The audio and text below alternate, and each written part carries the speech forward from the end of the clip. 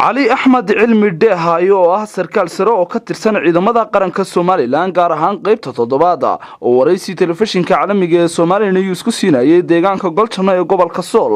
ayaa ugu horeyntii ka warbixiyay xaaladda deegaankaasi Golchano iyo shirweyne uu sheegay in beesha Yaxya Cabdalle uga socday deegaankaasi muddo 45 cisho علي أحمد علمي isagoo amuurahaasi ka hadlayna waxa uu yiri halka beesha Yaxya Cabdalle oo shir uga socday شنو فتن عشاء شركة ومركي سياسة يو مرنا ذي كبر متقالة ذي مركي تيجا مدة وخلخلية أيها الشركة كيرني أنا أقول واحد شوي شنو فتن هذي بين هذي شوي شركة صومان تو حدا بيشون صغار يطمن تاي صو حد ما يسون جبوبي كل سو جبوبي وجه في عن ينبتقليو إن ما ندري سال قرن وراضو fidmooyin kale aan laga qayb gelin gebigoodaba shirka oo maanta sida ku soo dhamaaday dhamaan beesha uqaasheeda iyo garaadadeeda iyo ismadeeda iyo dhamaan madax dhaqameedkeeda ay isku timid erga gaaraysa 350 ergey shirkaas muddada u joogay shirkaasna maanta xada bil 19 tahay buu soo dhamaanayaa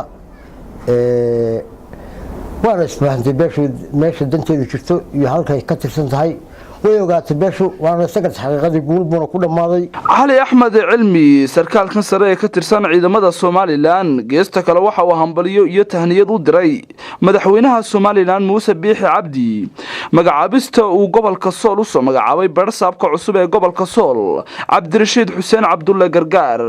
waxaan madaxweynaha Jamhuuriyadda Soomaaliland baana ugu tahniyay magacaabista oo magacaabay Cabdirashiid Xuseen Cabdulle oo loo yaqaan Gargaar oo ka dhigay barsaabka gobolka Sool ninkaas oo loo arko siyaasadda eeriyada inuu wax badan aad uga bedeli doono marka dhaqamadiisa sida uu ummadda ka dhax ahaa sumcadda ku hal qiimeeyo ninkaas oo aad loo filayay rajo wacan oo gobolkan hore looga qabay in hadda laga qabayo iyo deegaamadan oo dadka xoolaheena ka bixeen abaarana ka jiraan inuu aad wax badan uga bedeli doono iyadana madaxweynaha saasan ugu tahniyadeenaya guusha soo kordhay madaxweynuhu uu yahay soo kordhiyay ninka wax ku olka halkan uu joognaa waa deegaanka Golchano dhammaan waa nabadgelyo wax hadeer dhibaato ka jirta ma jirto wallahi baahi badan baa ka jirta hay'adaha intii shaqada fardanka joogay waxaayada oo jooga meeshaas oo ku arkay dadka tirada jooga qiyaasta 7 ilaa 8 ku baa lagu sheegay habeenkii u soo hoyda meesha u soo hoyda waxaayada ma arag anaguna waxaan xaq noqday beesha ka xaqna sarkaal ciidamada Soomaaliland ka tirsan marka wax dhaqdhaqaaq oo xagga hay'adaha ma arag laakiin marka hadda la ka dhigo gobolka iyo gaaro iyo isbedelka cusub ee maamulka gobolka Sool isbedelka cusub ku yimid bal waan weegaad baa kulli isha looga waan ka wargeyn doonaa hadda la ka dhigo